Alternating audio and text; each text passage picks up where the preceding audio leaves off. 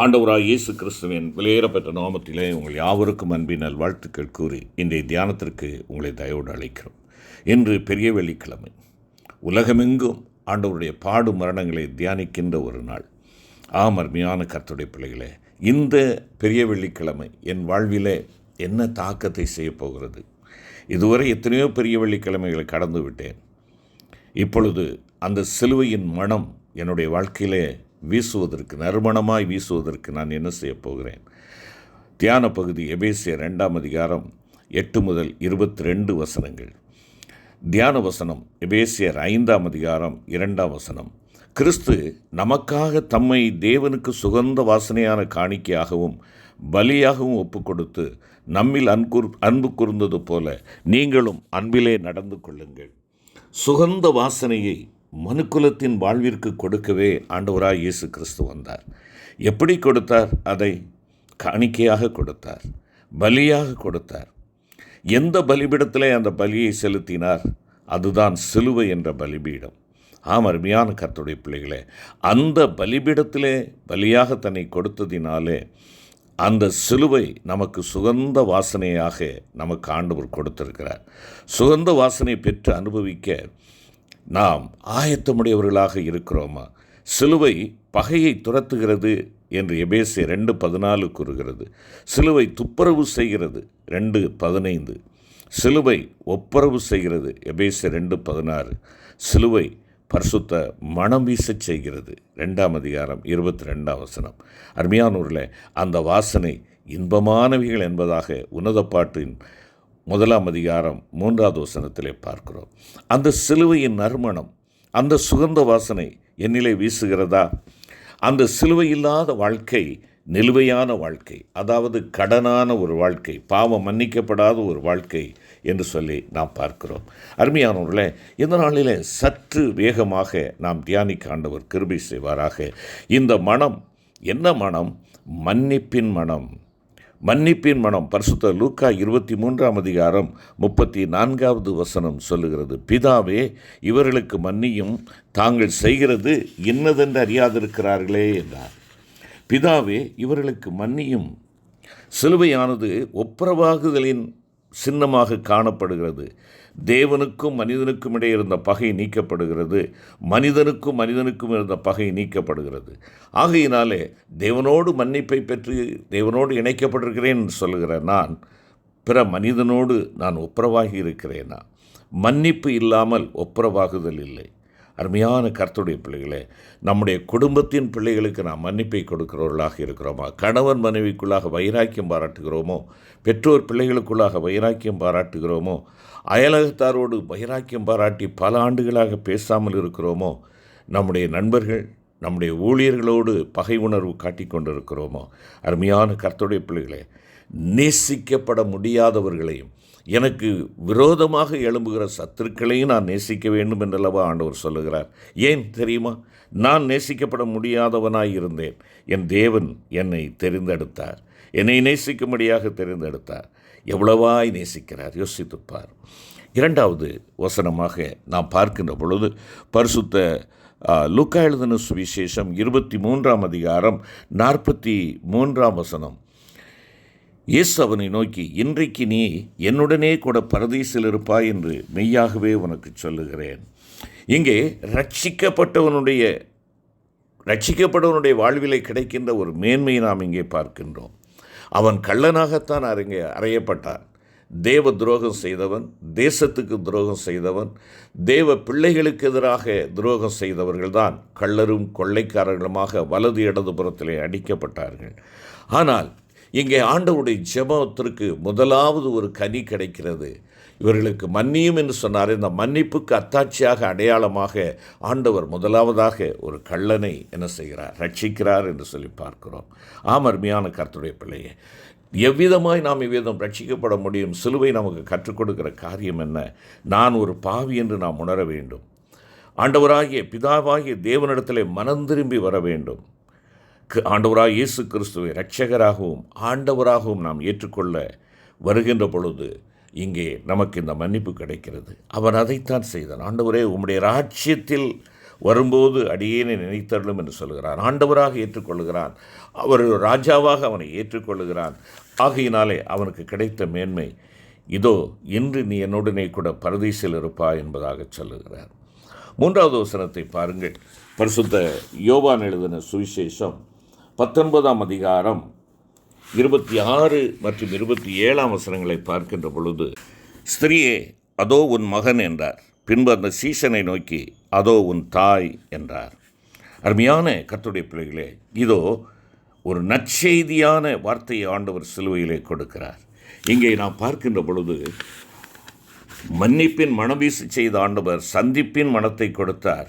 இங்கே ஒரு பராமரிப்பின் மனத்தை கொடுக்கிறார். பராமரிப்பு, ரட்சிக்கப்பட்ட தேவனுடைய பிள்ளைகளுக்கு ஒரு பொறுப்பு, உத்தரவாதம் இங்கே கொடுக்கப்படுகிறது. அருமையான கர்த்தருடைய பிள்ளைகளே, பிதாக்கள் பிள்ளைகள் இந்த உறவுகளை குறித்து மல்கியா 4ஆம் அதிகாரம் 5, 6ஆம் வசனத்திலே நாம் பார்க்கின்றோம். பெற்றோருக்கு நாம் கீழ்ப்படுகிறவர்களாக, மரியாதை செலுத்துவர்களாக இருக்கிறோமா? தான் சிலுவை பாடுகளுக்குள்ளாக அவர் கடந்து வந்தாலும் தன்னுடைய தாய்க்கு செய்ய வேண்டிய கடமையை செய்தார். அருமையான சகோதரா சகோதரி, உன் தாய் தகப்பன் உன்னால் நேசிக்கப்படுகிறவர்களாய் காணப்படுகிறார்களா? உன் தாய் தகப்பனுடைய கண்களிலே ஆனந்த கண்ணீர் வருகிறதா? அழுகையின் குரல் காணப்படுகிறதா? உன் பெற்றோருடைய கண்களிலே கண்ணீர் வரும் என்றால் அது உனக்கு ஒரு சாபம். ஆகையினாலே பெற்றோர்களை மகிழ்ச்சியோடு வாழும்படியாக இங்கே ஆண்டவர் ஒரு பொறுப்பை கொடுக்கிறார். தான் செய்ய வேண்டிய பொறுப்பை நிறைவேற்றுகிறார். நம் ஒவ்வொருவருக்கும் ஆண்டவர் பொறுப்பை கொடுக்கிறார். திருச்சபையாகிய தாய்க்கு நாம் செய்ய வேண்டிய பொறுப்புகள், நம்முடைய சொந்த பெற்றோருக்கு நாம் செய்ய வேண்டிய பொறுப்புகள், இவைகளை நிறைவேற்ற இந்த மனம் வீசும் ஒரு வாழ்க்கை வாழ ஆண்டவர் கிருபை செய்வாராக. 4வது வசனத்தை பார்ப்போம் என்றால், பரிசுத்த மத்தேயு எழுதின சுவிசேஷம் 24ஆம் அதிகாரம் 46ஆம் வசனம், ஏலி ஏலி லாமா சபக்தானி என்று மிகுந்த சத்தமிட்டு கூப்பிட்டார். அதற்கு என் தேவனே என் தேவனே ஏன் என்னை கைவிட்டீர் என்ற அர்த்தமா? அருமையான கர்த்தருடைய பிள்ளைகளே, இங்கே நாம் பார்க்கின்றோம் ஆண்டவருடைய அங்கலாய்ப்பை பார்க்கின்றோம். ஆம், அங்கலாய்ப்பின் மனம் இங்கே காணப்படுகிறது. நான் அன்பு செலுத்த வேண்டுமென்றால் அங்கலாய்ப்புக்குள்ளாக கடந்து செல்ல வேண்டும் என்பதை ஆண்டவர் இங்கே வெளிப்படுத்துகிறார். இது ஒரு மத்திய வசனமாக காணப்படுகிறது. அருமையான கர்த்தருடைய பிள்ளைகளை, பிதா என்று ஆரம்பித்தவர் இங்கே இந்த 4வது வசனத்திலே தேவனே தேவனே என்று சொல்லுகிறார். 7வது வசனத்திலே பிதாவே என்று சொல்லி முடிக்கிறார். பிதா, அவருடைய பிதா என்று சொல்லி இப்பொழுது அவர் உரிமை கொண்டாட முடியவில்லை. ஏனென்றால் நம்முடைய பாவங்கள் அவர் தோளின் மேல் விழுந்தபடியினாலே அங்கே பிதாவானவர் சற்று தன்னுடைய முகத்தை திருப்பிக் கொண்டார். கைவிடப்பட்ட ஒரு சூழ்நிலை, கதறுகிறார். சிலுவையிலிருந்து வந்த மைய கதறல், இது முழு உலகின் பாவம் அவர் மீது வந்தபோது இவ்விதமாக கதறினார். அருமையான கர்த்தருடைய பிள்ளையே, என் தேவனே என்று அழைக்கிறார். இங்கே அப்பா என்று உரிமை கொண்டாட முடியவில்லை. ஏனென்றால் என் பாவத்து நிமித்தமாய் அவர் பாவமானார். அருமையான கர்த்தருடைய பிள்ளையே, இவ்விதமான வியாகுலம் மற்றும் தனிமையை அவர் அனுபவித்ததால் நம்முடைய இன்னல்களை அவர் நன்றாய் புரிந்து அதற்கேற்றாற்போல நமக்கு உதவி செய்ய வல்லவராக இருக்கிறார் என்று சொல்லி எபிரேயாக்கியன் குறிப்பிடுகிறார். கைவிடப்பட்டார் எனக்காக, நான் கைவிடப்படக்கூடாது என்பதற்காக அவர் கைவிடப்பட்டவராக அங்கலாய்ப்பின் மனத்தை இங்கே வெளிப்படுத்துகிறார். இது ஒரு கோபத்தின் குரல் அல்ல, வேதனையின் குரலாக, மனுஷிகத்திலே முழுமையான மனுஷனாக அவர் பாடுபட்டதை இங்கே வெளிப்படுத்துகிறார். அருமையான கர்த்தருடைய பிள்ளைகளை, தேவன் தம்மை மறைக்கலாம், ஆனால் மறைய மாட்டார். 5வதாக நான் பார்க்கின்ற பொழுது பரிசுத்த யோவான் எழுதின சுவிசேஷம் 19ஆம் அதிகாரம் 28வது வசனத்தில் நாம் பார்க்கின்றோம். அதன் பின்பு எல்லாம் முடிந்தது என்று இயேசு அறிந்து வேத வாக்கியம் நிறைவேறத்தக்கதாக தாகமாயிருக்கிறேன் என்று சொன்னார். தாகமாயிருக்கிறேன். அருமையான கர்த்தருடைய பிள்ளைகளை, இங்கே ஒரு விருப்பின், இல்லையென்றால் தன்னுடைய ஆசையின் மனத்தை வெளிப்படுத்துகிறார். இதுவரை இந்த சிலுவையிலே அவருக்கு தனக்கென்று கேட்ட இந்த ஒன்று மனத்திருந்தான். தாகமாயிருக்கிறேன், தாகமாயிருக்கிறேன். தனித்து அல்ல, சார்ந்து வாழ்வதை இங்கே அவர் குறிப்பிடுகிறார். பிறரிடமிருந்து உதவி நாட தற்பெருமை நம்மையிலே என்ன செய்கிறது? தடையாக இருக்கிறது. பாடுகளின் போது ஆண்டவராகிய இயேசு அதை உடைக்கிறார். அருமையான கர்த்தருடைய பிள்ளைகளே, பாவியின் இடத்தை சிலுவையிலே ஆண்டவராகிய இயேசு கிறிஸ்து தெரிந்தெடுத்தார்.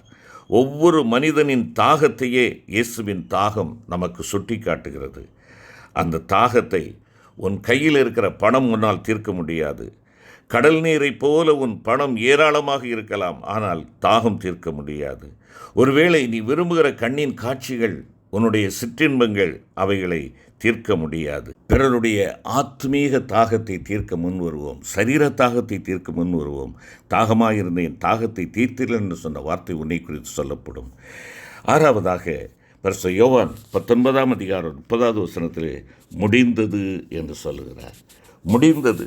ஆம், இது ஒரு வெற்றியின் வாசனையாக நமக்கு வீசுகிறது. களிப்பின் வாசனை, இல்லையென்றால் சந்தோஷத்தினுடைய மனம் இங்கே வீசுகிறது. இது ஒரு வெற்றி முழக்கம். உன்னுடைய ரட்சிப்புக்கு நீ நானும் எதுவும் செலுத்த வேண்டிய அவசியமில்லை, செலுத்த வேண்டிய அவசியமில்லை. எல்லாவற்றையும் ஆண்டவர் நிறைவேற்றி முடித்தார். தீர்க்க தரிசனங்களை நிறைவேற்றி முடித்தார். ரட்சிப்பை நிறைவேற்றி முடித்தார். ஒருவராய் ஆலையை மிதித்து உனக்கும் எனக்கு ரட்சிப்பை கொடுத்தார். இந்த ரட்சிப்பை நீ பெற்றிருக்கிறாயா? ஏழாவதாக, பிதாவே உமது கைகளில் என் ஆவியை ஒப்புவிக்கிறேன் என்று பரிசுத்த லூக்கா 23:46 வாசிக்கிறோம். முழுமையாய் அர்ப்பணித்தார், முழுமையாய் ஒப்பு கொடுத்தார். முதலாவது வார்த்தை பிதாவே என்று சொன்னார், 4வது வார்த்தை என் தேவனே என்று சொன்னார், 7வது வார்த்தையிலே பிதாவே என்று சொல்லி தம்முடைய முழுமையும் பிதாவினுடைய கையிலே ஒப்பு கொடுக்கிறார். சிலுவையில் அறையப்பட தன்னுடைய உடலை கொடுத்த ஆண்டவராய் இயேசு கிறிஸ்து இப்பொழுது தம்முடைய ஆவியை ஒப்படைக்கிறார். பிரியமான கர்த்தருடைய பிள்ளைகளை பாதுகாப்பின் கரத்திலே ஒப்புக் கொடுக்கிறார். நீங்களும் நானும் ஆண்டவருடைய கரத்திலே நம்மை அர்ப்பணித்தவர்களாய் காணப்படுகிறோமா? என்னையும் உம்மை போல் மாற்றிடவே ஜீவன் தந்தீர் அல்லவா? என் தலை தரை மட்டும் தாழ்த்துகின்றேன், தந்துவிட்டேன் அன்பு கரங்களிலே ஏற்றி என்றும் நடத்தும் என்று சொல்லி சிலுவையின் நாயகருக்கு நம்மை அர்ப்பணிப்போம். அவருக்காக வாழ சாட்சியாய் ஜீவிக்க ஆண்டவர் கிருபை செய்வார். ஆமென்.